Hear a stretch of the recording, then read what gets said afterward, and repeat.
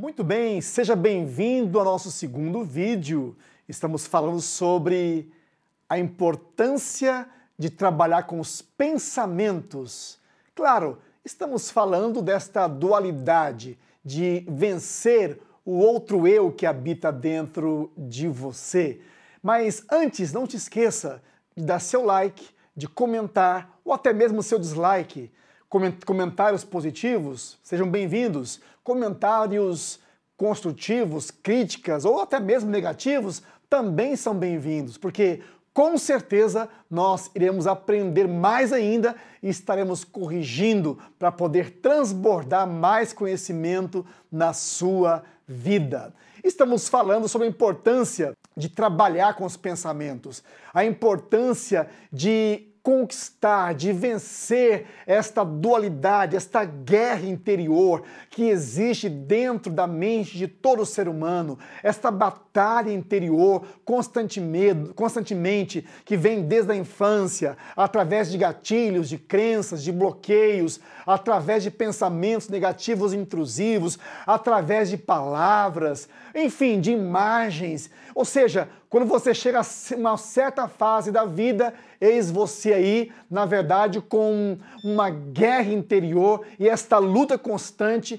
e é importante que você saiba que esta guerra entre você e o seu outro eu que habita dentro de você, é importante que você entenda que você precisa constantemente trabalhar com a sua mente. Precisa renovar constantemente. Então, a aplicação prática das leis da sua mente, conforme indicamos agora há pouco, falando e citando, fará com que você passe da pobreza para a abundância, da superextinção para ignorância para sabedoria. Ou seja, é um trabalho constante, da escuridão para a luz, da discórdia para a harmonia, do medo para a fé e confiança, do fracasso para o sucesso, libertando da lei da probabilidade. Ou seja, quando você entende que você pode fazer isso, que você tem, na verdade, dentro de você a vida do próprio Deus, que te capacita diariamente para vencer os desafios, para conquistar seus objetivos, você literalmente se torna imparável. Mas o grande problema são os padrões mentais. O que são padrões mentais? São drives. Há poucos dias eu comentei em um dos nossos vídeos que certa vez Jesus chegou em um homem que há 38 anos sofria de uma enfermidade. Ele era paralítico. E, segundo nos relata a história, ele morava basicamente perto de um tanque, uma piscina, que uma vez por ano havia um anjo que movimentava aquela água. E quem fosse jogado, atirado naquela água primeiro, era curado. E este homem estava ali há 38 anos esperando que alguém o atirasse dentro daquela piscina, quando a água era movimentada pelo anjo. Então nos conta esse relato, essa história, que Jesus o Cristo um dia chegou nele e disse: "Queres ser curado?" Aí você vê a resposta do homem: "Senhor, eu estou aqui há 38 anos, sofrendo, padecendo. Todas as vezes que eu tento me atirar nas águas quando o anjo movimenta estas águas aqui na piscina, alguém já pulou na minha frente. Então não há esperança. Outra coisa, eu acredito que a minha doença é porque meus pais pecaram. Meus pais, em algum momento lá atrás, meus antepassados, fizeram algo errado." Olha só, a pergunta dos mestres não foi essa. A pergunta do mestre dos mestres foi: "Queres ser curado?" Ou seja, como eu mencionei, aquele homem possuía dois bloqueios. Primeiro, um bloqueio de acusação, um bloqueio de que ele merecia aquela doença. O segundo tipo de bloqueio que ele possui em sua mente é que só havia uma maneira de ser curado: quando o anjo movimentasse as águas uma vez ao ano. Fora isso, não havia outra maneira, padrões mentais. Aí o mestre dos mestres, conhecendo que aquele homem possuía um bloqueio das emoções, uma crença de que a sua doença era porque alguém lá atrás cometeu um tipo de pecado, e automaticamente o Cristo chega e diz: perdoados estão seus pecados. Cristo perdoou os pecados daquele homem? Sim. Mas ele estava trabalhando com a inteligência emocional daquele homem. Estava quebrando os bloqueios mentais daquele homem. E disse: perdoados estão seus pecados. Então, os religiosos da época olharam e disseram: quem é ele para perdoar pecado? Ou seja, falar que o pecado foi perdoado é fácil. Ninguém viu, ninguém vê. Perdoados estão seus pecados, ninguém vê. Agora, dizer para o paralítico: levanta e anda, aí as pessoas irão ver ou não. Aí Cristo diz: para que saibais que o Filho do Homem tem poder para desbloquear, para que a sua inteligência emocional funcione, para que você entenda que você é um ser tricotômico, possui espírito, alma e corpo, para que você entenda que você foi criado para a liberdade e para que você entenda que você tem uma inteligência emocional e ela precisa ser livre, eu te digo: levanta e anda. E o homem então levantou e andou. Esse é um relato bíblico. Agora, trazendo para o dia a dia, quantas pessoas estão com bloqueios na mente? E automaticamente, pelo fato de terem esses bloqueios nas suas mentes, o natural não acontece. A prosperidade não acontece. A abundância não acontece. Por quê? Elas estão o tempo todo perdendo para o outro eu, o impostor que habita dentro delas. Nesse caso, talvez você que me assiste. E este é um dos grandes problemas do porquê muitas pessoas vivem doentes, não prosperam, vivem, na verdade, com medo, inseguras. Por que que as pessoas vivem dentro desta bolha? Justamente porque elas não sabem primeiro quem são. Questão de identidade. Quem possui identidade sabe quem é. Você não precisa chegar num príncipe e dizer: príncipe, você é herdeiro. Ele vai dizer, eu sei. Ele dirá: eu sei que eu sou. Por quê? Ele tem uma identidade de realeza. Por outro lado, ele não precisa ficar tentando provar para ninguém que ele é da realeza, porque ele é. Então, tudo é uma questão de identidade. Então, o primeiro passo para você entender o que o Cristo fez com aquele homem foi resgatar a identidade dele. Porque ele não tinha identidade. Ele vivia o tempo todo achando que ele era culpado, que os pais, os avós, os bisavós, os tataravós, os tetravós, enfim, alguém lá atrás aprontou alguma coisa e eu estou aqui pagando, ou como dizem alguns, levando o karma. Aí Cristo então chega e quebra esses paradigmas, restaurando a identidade, liberando o perdão e, consequentemente, ativando o propósito dele, dizendo: levanta-te e anda. Então, quantas pessoas estão hoje, quantas empresas, quantas equipes de vendas estão travadas, bloqueadas? Quantos relacionamentos dentro das organizações, seja departamento pessoal, seja financeiro, administrativo, quantas toxinas no ambiente desses, justamente porque falta identidade. Então você percebe que a coisa é muito mais profunda. Você percebe que o buraco é muito mais embaixo. Por quê? Padrões mentais, bloqueios, aquela autocomiseração, coitadismo, insegurança. E tudo isso, na verdade, é a falta de identidade. E para você entender um pouco a questão da identidade e vencer o impostor, o seu outro eu, que constantemente quer te vencer, você precisa entender um pouco mais da sua origem, da sua realeza, da sua verdadeira identidade. A sua verdadeira identidade é Deus. E uma das orações mais feitas no mundo cristão hoje é a oração do Pai Nosso.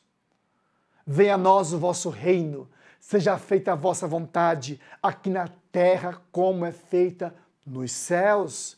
E eu chamo de oração do Pai Nosso sem o Pai, em que as pessoas fazem da boca para fora, mas nunca expressam este reino do qual elas pertencem ou fazem parte.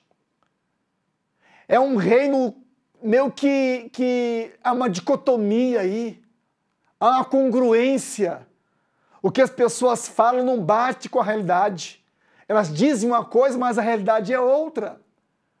Mas por quê? Falta de identidade, falta de cultivar pensamentos. Se você quer mudar a sua vida, mude os seus pensamentos. Se você quer mudar o seu futuro, mude a semente, mude a colheita. Se você quer ter um futuro promissor, comece a ter uma visão.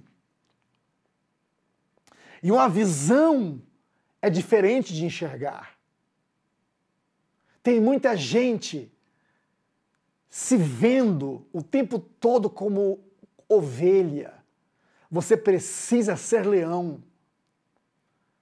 Sabe, certa vez eu li uma história de um fazendeiro na África que ele cuidava de ovelhas. Ele era um fazendeiro de ovelhas. Ele tinha centenas e centenas de ovelhas. E um dia esse fazendeiro, ele andando por sua bela fazenda, de repente ele observou um arbusto se mexendo. Ele foi olhar para ver o que era e era um filhote de leão, recém-nascido, bem novinho. Então ele, com dó daquele filhote de leão, olhou para os lados, não viu ali a mãe, a leoa, disse: vou levar esse filhote para a fazenda e depois eu verei o que farei com esse filhote. E passaram-se os anos, esse filhote de leão foi crescendo. Então, esse filhote de leão se acostumou com as ovelhas. Ele saía todos os dias junto com as ovelhas, bebia água com as ovelhas, se alimentava com as ovelhas. E esse filhote foi crescendo, crescendo, crescendo e se tornou um leão. E um dia, esse fazendeiro, já com esse leão grande entre as ovelhas, ele levou as ovelhas e esse leão para tomar água num belo lago que havia em sua fazenda. E quando esse leão colocou a cara no lago, aquele leão deu um susto e pulou para trás. Como quem diz, eu vi uma fera, eu vi algo estranho, algo como poderoso, eu vi uma imagem de um ser poderoso. E naquele exato momento, havia um outro leão do outro lado do lago, só que um leão selvagem. E aquele leão selvagem emitiu um rugido, uau, que estremeceu toda aquela região. E aquele leão, criado com as ovelhas, tentou corresponder, porque a imagem que aquele leão tinha de si mesmo era que ele era semelhante, era uma ovelha. Esta era a imagem que ele tinha de si, porque a única coisa que aquele leão via eram ovelhas. Ele não conhecia outros animais. Ele foi criado entre as ovelhas. Havia ração. No inverno havia aquecedores. No calor, naquele grande celeiro, havia ventiladores. Tinha tudo ali. Então ele se via como uma ovelha. Só que aquele rugido do outro leão despertou algo dentro dele. Despertou a sua verdadeira identidade. Despertou o espírito de conquista. despertou nele o espírito de ousadia, despertou nele o desejo da conquista. Só que automaticamente ele entrou em crise. Havia um outro personagem. Haviam dois eus dentro dele. Um eu ovelha e um eu leão. A sua verdadeira identidade. Ele quis corresponder ao rugido do outro leão. E a história conta que ele deu um rugido meio como que um bramido, tipo... porque ele não tinha identidade. Só que aquela visão do outro leão gerou uma crise profunda naquele leão. Qual crise? Ser quem ele foi feito para ser? Ou voltar junto com as ovelhas para a fazenda e ter aquela vida mediana, confortável, comida, água, ração, calor, tem ventilador, está frio, tem um aquecedor, mas não seria quem realmente ele foi criado para ser. Uau! Então aquele leão decidiu enfrentar a selva. Só que na selva, para comer, tem que caçar. A selva não há espaço para mediocridade. Na selva, ou você mata ou você morre. Na selva, faz frio e não tem proteção. Chove e não tem proteção. Faz calor, mas também o calor pode gerar um esgotamento físico em você.